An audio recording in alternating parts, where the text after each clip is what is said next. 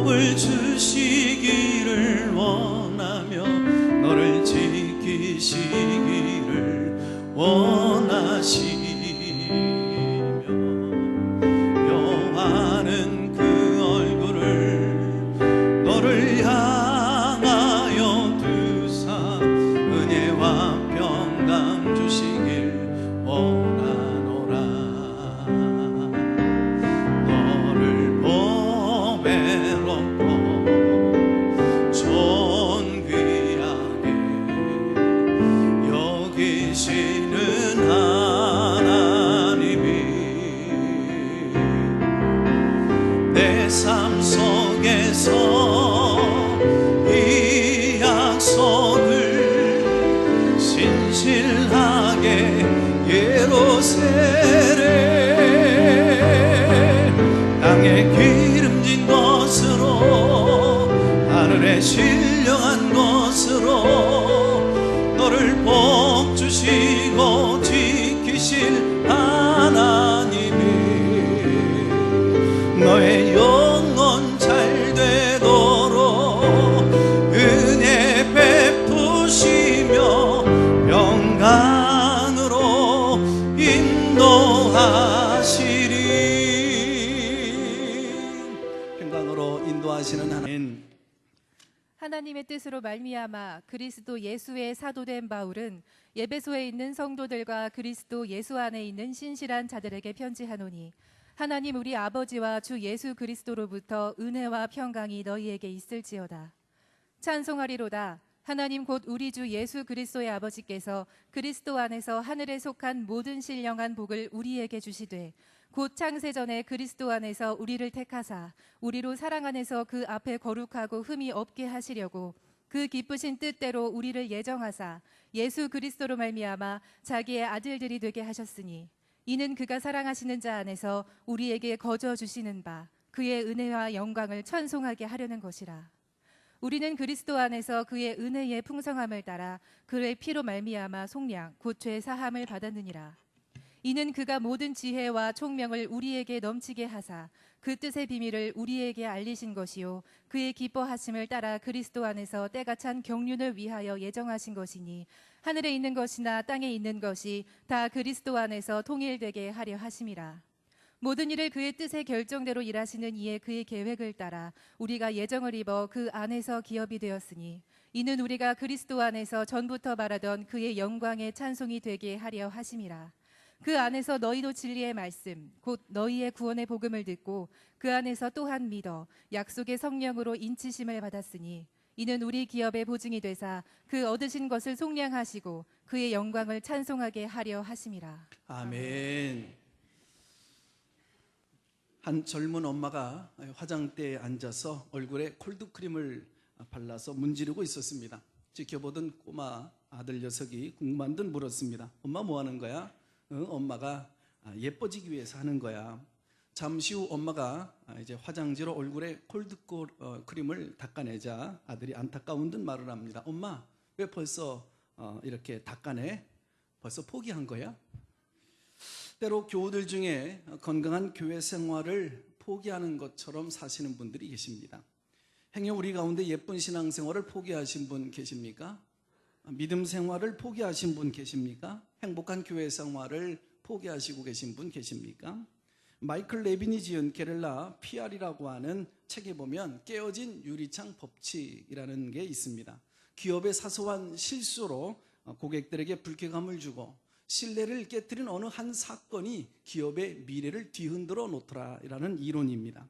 저자는 기업의 유리창이 왜 깨졌는지, 어떻게 깨어진 신뢰의 유리창을 다시 수리할 수 있을런지, 깨어진 유리창을 신속하게 잘 수리했을 때 그 기업이 얻는 그 보상을 무엇인지를 잘 다루고 있습니다. 여러분, 나와 한국교회 유리창이 금이 가고 깨어졌다라고 느껴지신 분 계십니까? 교회나 성도들이 잘못해서 깨어지기도 하지만 악한 것이 돌을 던져서 깨어지기도 합니다.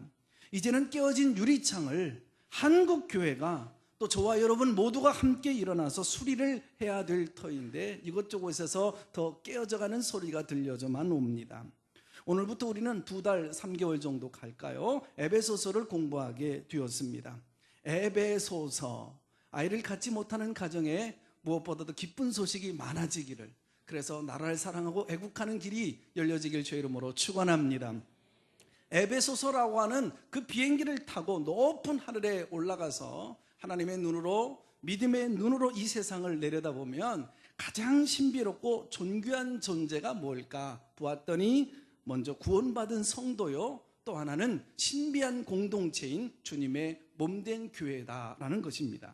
이 에베소서를 공부하는 동안 힘든 세상에서 살아가는데 여러분들이 얼마나 힘이 붙이겠어요. 그러나 우리 성도들이 얼마나 존귀한 존재인지를 깨달아갈 때마다 큰 위로를 얻으시고 용기와 소망을 얻고 다시 한번 힘차게 세상살이 살아가기를 주의 이름으로 축원합니다. 그래서 이 에베소서를 공부하는 동안 나의 신앙이 수리되어지고 교회의 사랑과 애정이 다시 수리되어질 뿐만 아니라 우리 교회와 한국교회를 다시 수리할 수 있는 놀라운 경험의 시간이 되어질 수 있기를 바랍니다. 하나님께서 우리 모두에게 하늘에서 신령한 복을 우리에게 주셨는데, 오늘은 첫 번째 시간, 그리고 다음 주 시간까지 교리적인 부분을 다루는 것이라서 조금 딱딱해질 수는 있지만 굉장히 중요한 내용을 다루고 있는 부분인데, 그 첫 번째가 하나님 자녀가 되어졌다라고 하는 복입니다. 우리의 신분을 하나님의 아들로 격상시켜 주시는 복을 우리에게 주신 거예요. 영적인 복이죠. 굉장한 축복인 줄로 믿습니다. 우리는 신이 아니에요. 피조물입니다. 더더구나 범죄하여서 하나님의 동산에서 쫓겨나서 사단의 종노릇하며 살아갈 수밖에 없는 비참한 존재예요. 이런 우리를 도대체 우리가 뭐가 이뻐서, 뭘 기대하시길래 하나님께서 당신의 자녀로 삼아주셨을까? 우리가 하나님이 선택해 주시고 예수님이 구원해 주시고 성령님이 도장을 빵빵 찍어 치셔서 우리가 하나님 자녀가 되어졌는 줄로 믿습니다. 이것은 어마어마한 가치가 있는 거예요. 이 세상에 신분 상승, 신분의 변화가 있다고 한들 어찌 이것과 감히 비교가 될 수 있을런지요.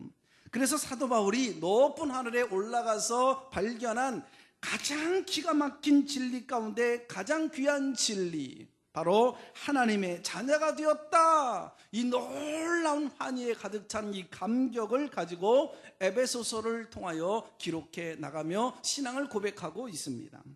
자, 당시에 로마의 귀족이나 부자들의 눈에 띄어서 영화의 한 장면처럼, 배너처럼 노예가 부잣집에 들어가는 일들이, 양자로 삼고 그 가족으로 들어가는 일들이 왕왕 있었어요. 이 당시에 최고의 뉴스거리 하나가 있었는데, 한 노예였는데, 머슴이었는데 그 집에 종살이를 하다가 그 집에 이게 좋은 눈에 띄어서 황제가 아들이 되어진 겁니다. 그래서 이 아들이 성장하여서 황제가 되어지잖아요. 주 284년부터 무려 25년 동안 로마를 통치했던 황제 디오클레티아누스입니다. 제가 모르긴 하지만은요, 인류 역사상 인생 가장 저 밑에 밑바닥에서 가장 최고의 인생의 절정을 경험한 최고의 변화, 최고의 신분 상승을 경험했던 인물이 있었다고 한다면 아마 이 황제가 아니었나 생각을 해봅니다. 자, 그러나 가만히 생각해 보십시오. 이 황제보다도 우리가요, 내가요, 황제가 아닌 하나님의 자녀가 되었다라고 하는 이 사실이 훨씬 더 어마어마한 신분의 상승이고 신분의 변화가 아니겠습니까?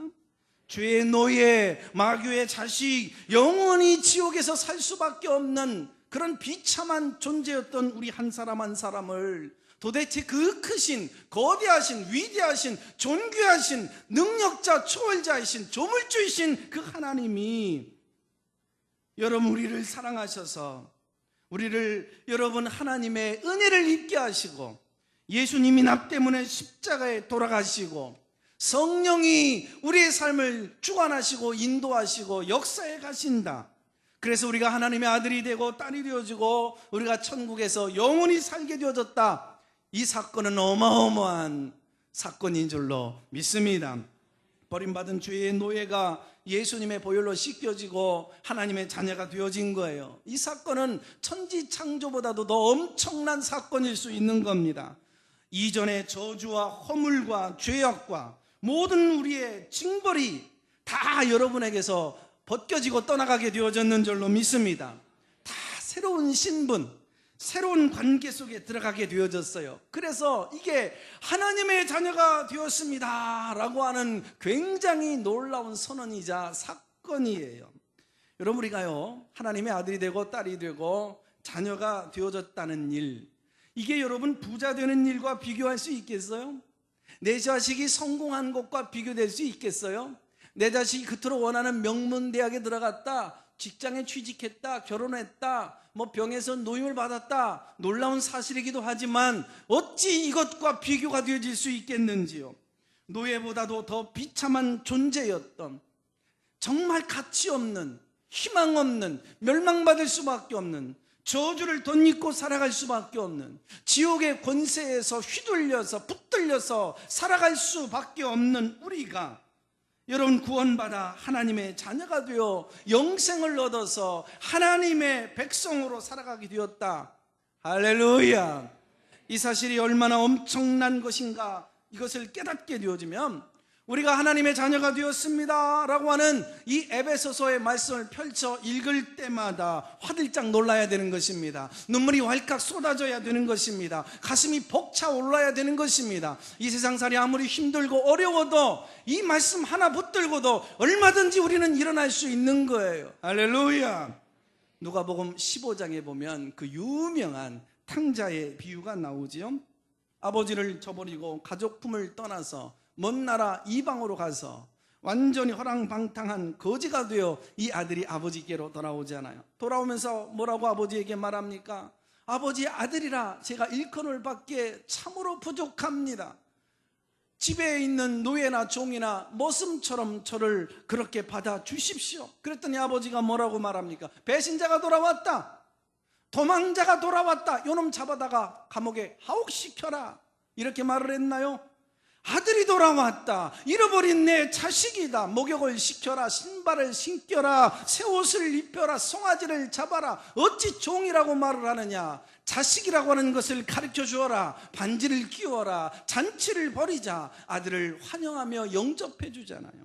아버지가 목욕시켜 줍니다. 새 옷을 입혀 주었던 것처럼 오늘 본문 4절에 보면 우리가 사랑 안에서 그 앞에 거룩하고 흠이 없게 하셨다 그랬어요. 거룩하고 흠이 없게 하셨다. 저와 여러분을 볼 때마다 우리는 우리 자신을 너무나 잘 알고 있어요. 우리가 거룩하지 않다고요? 우리는 거룩하지 않을 수가 없어요.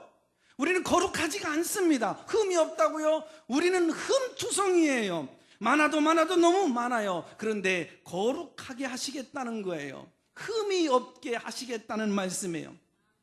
우리는 가장 선한 일을 할 때도 악이 내 심장 속에 도사리고 있어요. 가장 신령하고 거룩한 일을 하면서도 더러운 생각이 내 머릿속에 얼마나 자주 스쳐 지나가는지, 심지어 하나님의 일을 하는 그 순간에도요, 문득 분노가 내 가슴에서 치밀어 오르고 이기심과 그리고 미움이, 자기 자랑이 꿈틀거리고 있다는 사실, 우리는 부인하지 않을 수 없습니다.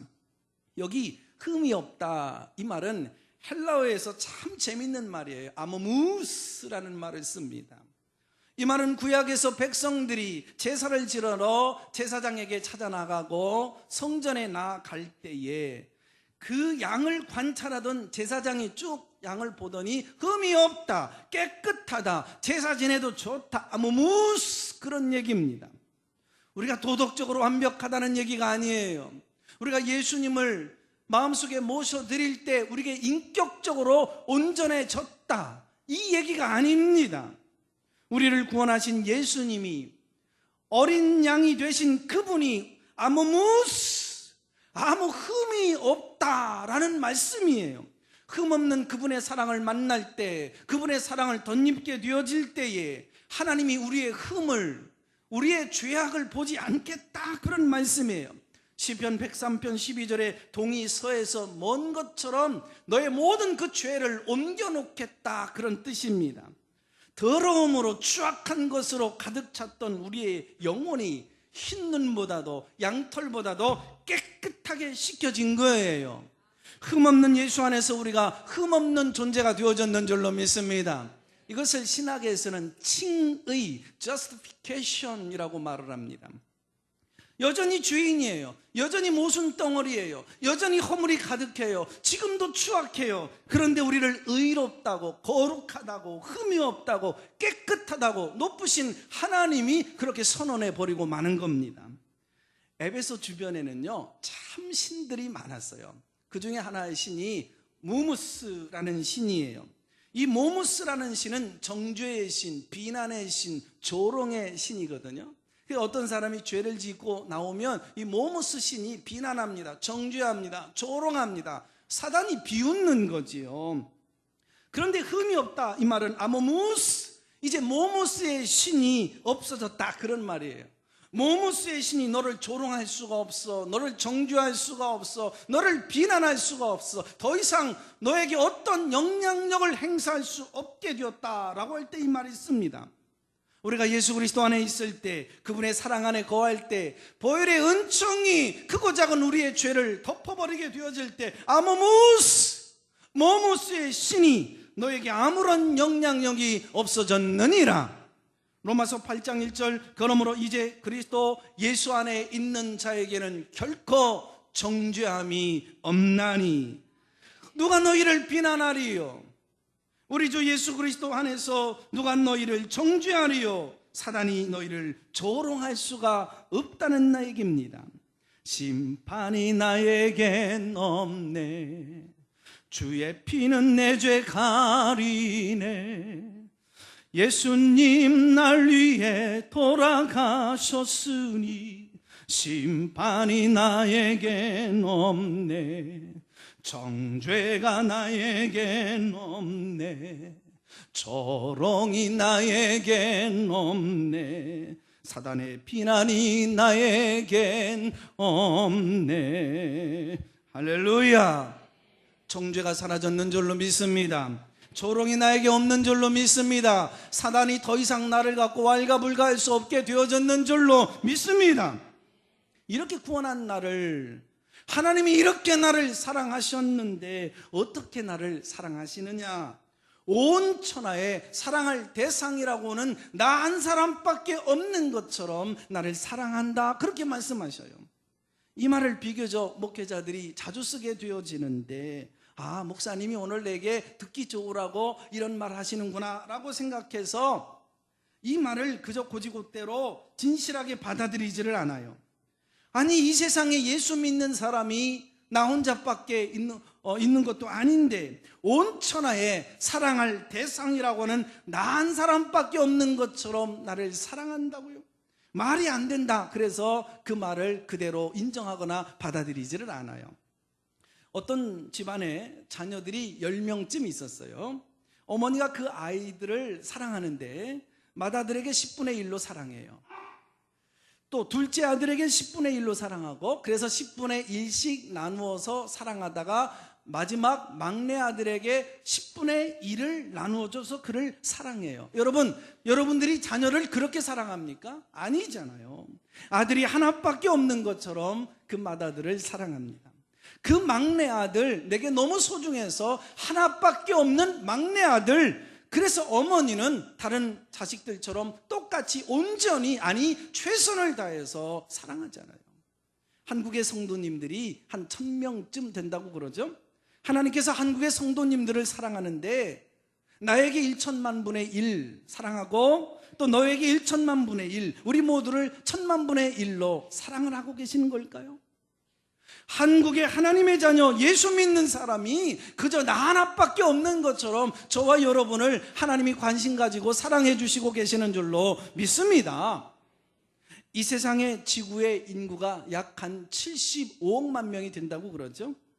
예수님을 그리스도로 영접하고 구원받은 백성이 30억 정도가 되어집니다. 그런데요, 하나님이 지구상에 있는 사람들을 사랑하는데 30억 분의 1로 갈라서 쪼개서 나를 여러분 사랑할까요? 여러분, 나 한 사람밖에 없는 것처럼 우리를 사랑하고 계신다는 이 사실을 믿어 의심치 마시기를 바랍니다. 그만큼 여러분은 소중한 존재예요. 존귀한 존재예요. 여러분, 하나님이 사랑하고 관심 가지고 계시는 분이신 줄로 믿습니다.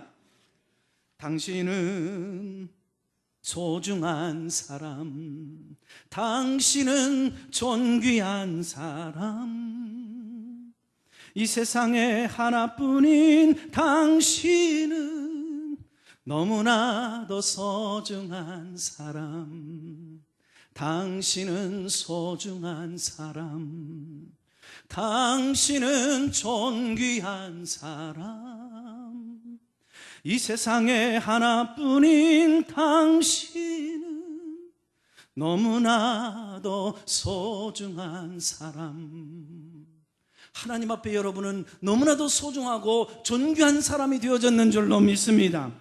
하나님은 그렇게 사랑하기로, 그렇게 속량하기로, 그런 자녀 삼으시기로, 그런 은혜를 베푸시기로, 우리를 그저 하나님의 자녀 삼으시기로 하나님이 작정하신 거예요. 오늘 성경 본문에 보면 굉장히 아름다운 신학적 단어가 하나가 나와요. 예정하셨다라는 단어입니다. 5절, 그 기쁘신 뜻대로 우리를 예정하사. 9절, 그리스도 안에서 때가 찬 경륜을 위하여 예정하셨다. 11절, 우리가 예정을 입어. 이 짤막한 본문 속에 예정이라고 하는 말씀이 3번씩이나 굉장히 강조하면서 반복하며 등장하고 있어요. 언제 예정하셨느냐? 4절에 보니까 곧 창세 전에 예정하셨다. 하늘을 만들고 땅을 만들고 우주를 만들고 이 지구촌 땅 아래 위아래 뭐 할 거 없이 모든 생물들을 만들기 이전에 하나님의 창조의 계획 속에 내가 있었는 줄로 믿습니다. 여러분이 있었고 우리 모두가 있었대요. 이것은 얼마나 어마어마한 사건인지 몰라요. 하나님의 자녀인 여러분이요, 여러분은 어쩌다가 이 땅에 굴러다니는 돌처럼 의미 없이 그렇게 우연하게 이 땅에 태어난 존재가 아닙니다. 내 아버지 어머니가 사랑하고 결혼해서 어머니 밑에서 우연찮게 원치도 않게 내 자녀처럼 여러분, 내가 그렇게 태어난 것이 아니랍니다. 내 아버지 내 어머니의 육신을 빌려서 내가 이 땅에 생명 가지고 태어났지만 그 영혼은 창세전에 하나님의 계획 안에 내가 있었는 줄로 믿습니다. 할렐루야. 이게 예정이에요. 그래도 눈물이 안 나지요? 감격스럽지 않습니까? 내가 완악해졌다는 얘기예요. 어마어마한 교리잖아요. 이 예정교리는 너무나도 신비해서 아무렇게나 쓸 수 있는 말 교리가 아니에요. 한 신학생이 교회 여자 청년에게 큰 맘 먹고 근사하게 프로포즈를 했어요. 그런데 이 여자 청년이 보기 좋게 딱지를 놓은 거예요.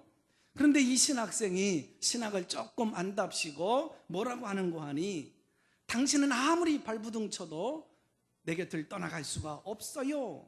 당신은 내 아내가 되어지도록 그리고 오래전부터 하나님이 예정해 놓았어요. 여러분, 이렇게 쓸 수 있는 말이 아닙니다. 그렇게 써먹으라고, 요때 써먹으라고 만들어 놓은 교리가 아니에요. 한 집안에 공부를 잘하는 아이가 하나가 있었어요. 아버지는 이 아들이 의사가 되기를 바라고 어려서부터 이 아이를 위해서 축복하며 기도를 했어요. 근데 이 아들이 원래 공부도 잘했지만 그림을 잘 그려서 이 아이는 화가가 되기를 원했던 거예요. 이제 대학을 선택해야 할 때에 아들은 굳이 꾸역꾸역 미대를 가겠다는 거예요. 그래서 아버지하고 논쟁을 벌이고 토론을 하고 한참 싸움박질 하는데 아버지가 하는 말이, 야 이놈아, 너는 아버지의 이 기도를 벗어날 수가 없어. 아버지가 어릴 때부터 너를 의사 만들기 위해서 기도했어. 너는 의사가 되어지도록 예정되어져 있어. 이럴 때 쓸 수 있는 말이 아니에요. 예정교리는 반드시 구원을 말할 때만 써야 되는 거예요. 구원론에서만 사용되어지는 단어이고, 그리고 굉장히 중요한 여러분 신학적 용어입니다. 예라고 하는 말은 미리, 이전에라는 뜻이에요. 그러니까 시간적 얘기가 아니고, 내가 이 땅에 태어나기도 전 훨씬 이전에, 내가 예수를 믿기 훨씬 이전에, 내 선행과 공로가 쌓여지기 훨씬 이전에 하나님의 계획과 하나님의 마음과 하나님의 은혜에 의하여서 내가 하나님의 자녀로 선택을 받았다. 이게 예정인 줄로 믿습니다. 하나님은 천지를 창조하실 때요, 이 세상이 누구하고도 의논하지 않았어요. 우주 만물을 만들어 가실 때도 누구의 도움을 받지를 않으셨어요. 오직 하나님의 계획에 의해서만, 뜻에 의해서만, 하나님의 손에 의해서만이 우주 만물을 만드신 거예요. 마찬가지예요. 하나님이 나를 구원하신 일도 누구와 의논하지 아니하시고, 여러분의 외형적인 것, 선한 행위를 보시고 조건부를 보시고 여러분 우리를 구원하신 게 아니고 오직 하나님의 은혜예요. 아멘. 하나님의 사랑이에요. 하나님의 계획 안에서 내가 존귀한 하나님의 자녀가 된 거예요. 이게 바로 예정 이전이라고 하는 말입니다. 100% 하나님의 계획인 줄로 믿습니다. 하나님의 선택인 줄로 믿습니다. 하나님의 은혜인 줄로 믿습니다. 하나님의 사랑인 줄로 믿습니다. 이것이 예정이에요. 예정론을 출발점으로 삼으면 이상해져요. 오늘 목사님 예정론 얘기했다. 그러면 하나님이 이미 다 선택해 놓았고 예정해 놓았으니까 이제 다 필요 없어. 뭐 그렇게 마음 아파하면서 부모 전도하고 이웃 주민들 불쌍하게 여겨서 그를 애걸하면서 전도해야 되느냐고. 전도할 필요 없다고. 이제는 교회 나가서 예배드리고 예수 믿을 필요가 없다고. 뭐 인생 즐기며 살지 선한 일을 위해서 그렇게 정말 소금과 빛의 삶을 살아야 되느냐고. 하나님이 다 알아서 할 텐데 에라디야, 그저 우리가 마음대로 즐기면서 놀자, 그런 얘기가 아니에요. 이거는 운명론, 숙명론이에요. 예정론은 반드시 도착점으로만 쓸 수 있는 얘기입니다. 나 같은 게 어떻게 구원을 받을 수 있지? 나 같은 것이 어떻게 하나님의 은혜를 입을 수 있지? 내가 누구 관계, 벌레만도 못한 나인데 지금도 말하는 것과 행동하는 것을 보면 경건한 삶을 살지 못하고 있는 나인데 내가 어떻게 하나님의 자녀가 될 수 있지? 뒤를 돌아보니 내 공로 때문에 구원받은 게 아니에요. 내가 잘나서 구원받은 게 아니에요. 선행이 쌓이고 무슨 스펙이 좋아서 내가 구원받은 게 아니란 말이죠. 야, 이거 절대적 하나님의 은혜이구나. 하나님의 사랑이구나.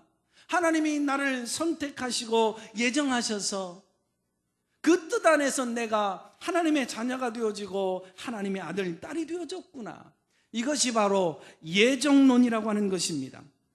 출발점으로 삼으면 숙명론이 되어지고 도착점으로 삼으면 예정론이 되어지는 거예요. 그래서 예정론은 성도들의 신앙 고백이에요. 신앙 고백과 구원을 감사하는 게 예정론이거든요. 이 에베소서 1장을 펼치면 사도 바울은 1절, 2절에 인사하면서 서론을 쓰고 나는데 그 다음부터 이 교리가 써내려가며 너무나 감동스럽고 너무나도 귀해서 사도 바울이 붓을 탁 들어가지고요, 하나님이 우리를 예정하시고 선택하셨다. 예수님이 내가 누군데 당신의 그 귀한 몸을 상하시면서 살찌끼시고 피 흘려 쏟아내시며 피 흘려 죽으셨다. 우리를 속량하시고 우리 죄를 사하셔서 우리를 자녀로 삼아 주셨다. 성령님이 책임지시고 인을 쳐 주셨다. 우리를 구원하여 우리는 천국 백성 하나님의 아들이 되게 해주셨다.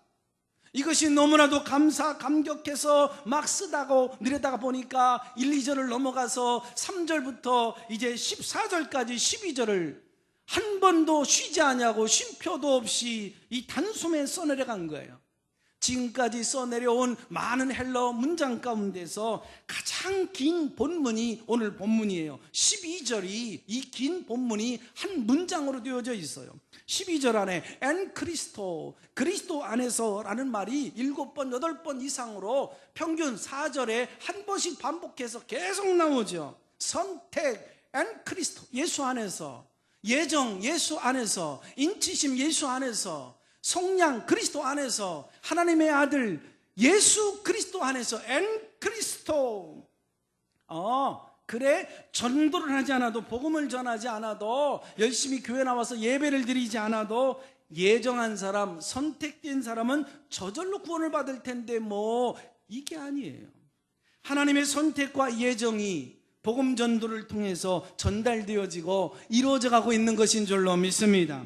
예수 그리스도를 영접하고 하고 교회 와서 신앙생활하고 하나님의 자녀가 되어지는 이 모든 과정, 신앙 고백이라고 하는 고백을 통해서 확인되어지는 거예요. 이게 예수 그리스도 안에서 엔크리스토입니다. 내가 선택받았는지 안 받았는지 알까요? 모를까요?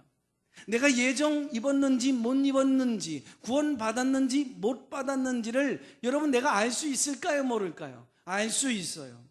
어느 날 누군가 복음을 전했어요. 부모님이 지금은 돌아가셨다 하더라도 나를 데리고 교회 가야 돼, 예수 믿어야 돼. 그래서 부모님 손 이끌려서 교회 문턱 밟고 예배를 드리기 시작했는데 어느 날 자연스럽게 교인들과도 친해지고 이제 그 예수님을 내가 믿어지기 시작하면서 내 심령에 와닿게 되어진 거예요. 하나님 아버지 그랬는데 전혀 어색하지가 않아요. 오늘 죽어도 야, 나를 하나님이 사랑하시기 때문에 나는 천국에 들어갈 수 있어. 천국에 들어갈 확신이 생기는 거예요. 이런 마음에 이것이 꽉 하고 자리가 잡혀져요. 이게 뭐예요? 하나님이 여러분을 선택하셨기 때문에 그래요. 주님이 여러분을 공로 없이 주님의 은혜와 공로로 우리를 구원해 주셨다는 거예요. 예수가 저절로 믿어지는 거예요. 하나님 우리의 아버지시라는 것을 믿어지게 되는 거예요. 성령이 내 안에 영으로 존재하고 계시다라고 하는 것을 의심치 않게 되는 거예요. 여러분들에게 이것이 그렇게 되어진다고 할 때 분명히 저는 말할 수 있어요. 여러분은 하나님의 자녀가 되어졌는 줄로 믿습니다. 이 얼마나 가슴 벅찬 얘기입니까? 어떻게 우리가 하나님의 자녀가 될 수 있을까요? 7절에 보니까 예수 그리스도 안에서 은혜의 풍성함을 따라 그 피로 말미암아 속량함 곧 죄사함을 받았기 때문에 하나님의 자녀가 되었다라고 본문은 얘기합니다. 자, 오늘 본문이 말하는 하나님의 은혜로 이 공짜로 우리가 구원을 받았다라고 얘기하는데요. 로마의 귀족이나 부자들은 돈 주고 노예를 사서 때로는 자유를 주고 때로는 눈에 좋게 들어오면 그를 아들로 자식으로 삼는단 말이에요. 그런데 사단의 노예가 되고 죄의 노예가 되고 저주의 여러분 그 정말 지옥 안에 틀 안에 있는 우리를 누가 돈으로 살 수가 있을까요? 이 세상이 무엇으로도 그거는 불가능한 거예요. 창조주 되시는 하나님, 그 외아들 우리 주 예수 그리스도께서 인간의 몸을 입고 이 땅에 오셔서 살을 찢고 피를 쏟아내셔서 그 보혈의 피 흘려 죽으심으로 우리가 하나님의 자녀가 되어졌는 줄로 믿습니다. 할렐루야. 이게 은혜예요. 이게 공짜예요. 거둬주시는 바 하나님의 은혜다라고 본문은 기록합니다. 공짜라고 하니까 싸구려를 연상할 수 있는데 아닙니다. 우리는 공짜로 선물 받았지만 하나님은 엄청난 희생을 치르신 거예요. 어마어마한 희생을 치르셨어요. 너무나도 엄청난 당신의 외아들 독생자를 죽이고서야 우리가 구원받은 거예요. 그 뜨거운 보혈의 거룩한 그 피, 그래서 보혈의 피라는 말이 나온 거예요. 보혈의 피. 어느 집사님이 집 별세하시던 날 밤이었어요. 천국 가시는데 행여나 사단에게 조롱당하시고 힘들게 하시는 아니하실지, 그래서 집사님이 구원의 확신은 분명하셨지만 이 목사 마지막 정말 가시는 길 도와드리고 싶어서 찬송을 곁에서 하루 종일 불러드린 분이 계셔요. 그래서 십자가 보혈에 관한 찬송을 많이 불렀어요. 그 다음에 제가 깨달은 게 있어요. 야, 찬송가 속에서 예수님의 보혈에 관한 찬송이 이렇게 많구나라는 것을 깨닫고 깜짝 놀랐어요. 구주의 십자가 보혈로 죄 씻음 받기를 원하네. 나의 죄를 씻기는 예수의 피밖에 없네. 내 주의 보혈은 예수 십자가에 흘린 피로써 그대는 씻기어 있는가. 이 세상의 모든 죄를 맑히시는 주의 보혈. 잘 안 보여요. 그래서 주의 보혈 능력이 있도다. 주의 피 믿으오. 할렐루야. 하루 종일 불러도 보혈의 찬송이 끝나지를 않아요. 그래서 그 피가 너무나도 소중하고 감격스러워서 이 찬송가 이 작사자들은 그 피를 막 노래하고 찬양하잖아요.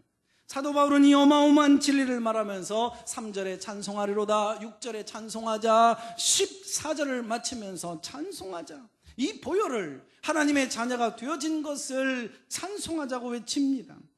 여러분, 나 하나 구원하는다는 게 간단한 게 아니에요. 지구상에 있는 75억의 인구가 나를 사랑해서, 나를 소중히 여겨서, 나를 위해서 모두 다 몽땅 죽어준다 한들 그 죽음으로 내가 살리고 내가 구원받을 수 있을까요? No! 그들 모두가 다 죄인이니까, 나도 죄인이니까 각자는 자기 죄 때문에 죽어 하나님 앞에 서게 되지만, 여러분, 그 죽음으로 그 누구 하나를 건져낼 수가 없는 것입니다. 근데 죄 없으신 하나님의 외아들이 우리의 죄짐을 짊어지시고 돌아가셨습니다. 이 일로 인하여 내가 하나님의 자녀가 되어졌는 줄로 믿습니다. 이거를 영단번 죽음이라고 그래요. 굉장히 어려운 단어죠. 한 번 주님이 십자가에서 돌아가셨는데 그 효력, 그 효과는 영원토록, 오래도록 그것이 유지되어지고 영원하게 되어진다는 거예요. 오늘도 예수님의 보혈의 피 한 방울이면 이 지구상의 모든 인간들의 죄는 다 사해질 줄로 믿습니다. 악한 영 떠나가게 될 줄로 믿습니다. 지옥의 문은 닫혀질 줄로 믿습니다. 천국 문은 열려지게 될 줄로 믿습니다. 그 피, 그 보혈의 은총을 덧입은 모든 사람은 하나님의 자녀가 되어지는 줄로 믿습니다. 할렐루야. 참 어릴 때 우리 딸이 참 예뻤어요. 지금도 예쁘지만 우리 딸을 보는 사람들마다, 특별히 이제 저하고 함께 가까이 있었던 그 동기 하나가 우리 딸이 귀엽고 이쁘거든요. 또 내가 예뻐하고 귀여워하니까 친구 녀석이 야, 그 딸 내게 팔아라, 그런 말을 해요. 내가 1조를 줘도 내 딸을 팔지 않겠지만 한번 물어봤어요. 너 얼마 줄 건데? 그랬더니 수산시장에 있는 고기를 다 사줄 테니까 팔으라는 거예요. 그따위 고기를 가지고 내 딸하고 맞받고, 그것도 모자르면 야, 수산시장에 있는 파리를 다 잡아주겠다는 겁니다. 아니면 지구촌에 있는 모든 파리를 다 잡아다 주겠대요. 똥파리, 새파리, 왕파리 다 잡아다 주겠다는 거예요. 야, 농담하냐? 똥파리나 수산시장에 있는 물고기 한 마리나 우리 딸이나 나나 다 피조물인 줄로 믿습니다. 물론 값의 차이점은 있겠지만 그 차이와 비교할 수 없을 만큼 창조주 하나님이 나를 대신해서 죽으신 거예요. 예수님과 나와의 값어치 차이가 얼마나 클까요? 우리 딸과 물고기 한 마리 값이 차이가 크겠습니까? 비교할 수 없을 만큼 하나님 예수님은 얼마나 높으신 분이고 얼마나 존귀한 분이에요. 그분이 헌신하고 희생하심으로 말미암아 우리 모두가 하나님의 자녀가 된 거예요. 할렐루야.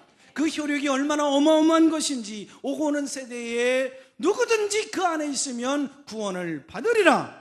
그러나 기억하십시오. 누구에게나 효력은 있지만 아무에게나 효력이 있는 것은 아닙니다. 신학에서는 보혈의 피의 무한성과 유한성을 얘기합니다. 모든 사람에게 효력이 있을 수는 있지만은 그 효력의 능력은 누구든지 저를 믿는 자인 줄로 믿습니다. 영접하는 자, 곧 그 이름을 믿는 자들에게 하나님의 자녀가 되어지는다는 것. 하나님이 이 세상을 이처럼 사랑하사 독생자를 믿는 자만 구원을 얻는 거예요. 십자가의 능력으로 우리가 하나님의 자녀가 되어졌다. 놀라운 신비한 교리예요. 자, 사도 바울이 영적인 날개를 높이 달고 서두에서 말한 것처럼 그 저 높은 하늘로 쫙 올라갑니다.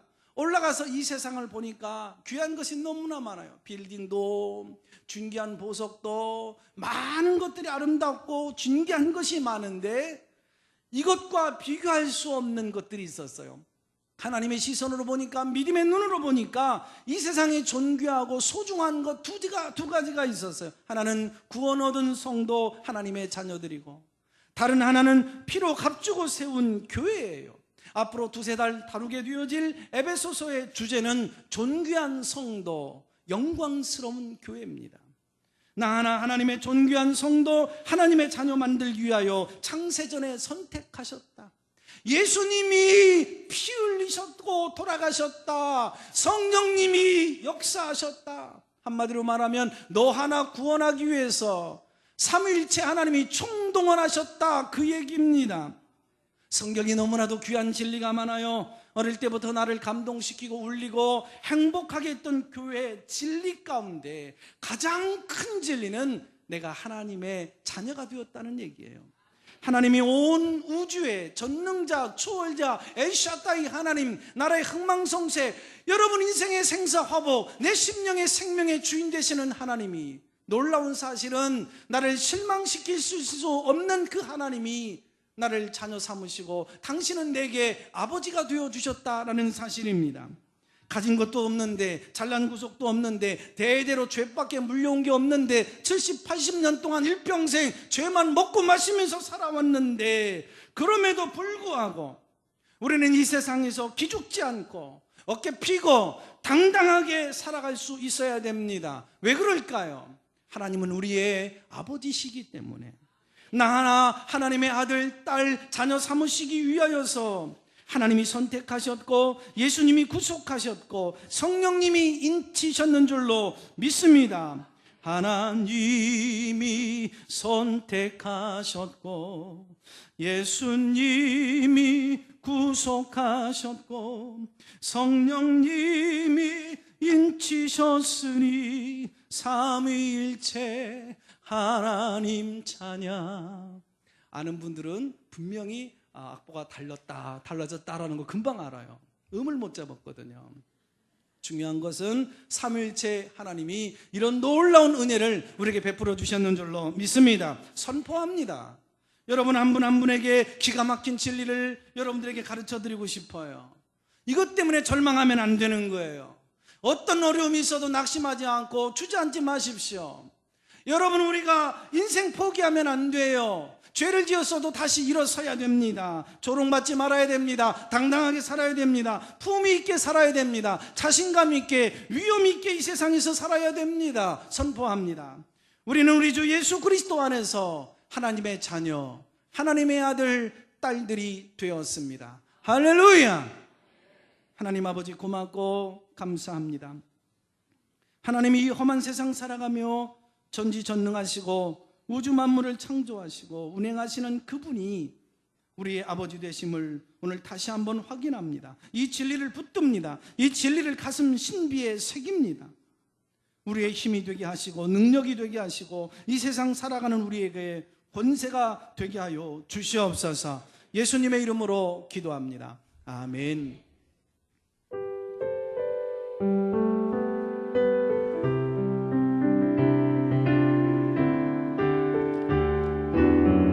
변찮는 주님의 사랑과 거룩한 보혈의 공로를 우리 다 찬양을 합시다. 주님을 만나볼 때까지 예수는 우리를 깨끗게 하시는 주시니 그의 피 오래를 보다 3절만 합니다. 주님의 거룩한 보혈, 주님의 거룩한 날마다 입으로 간증해, 날마다 입으로.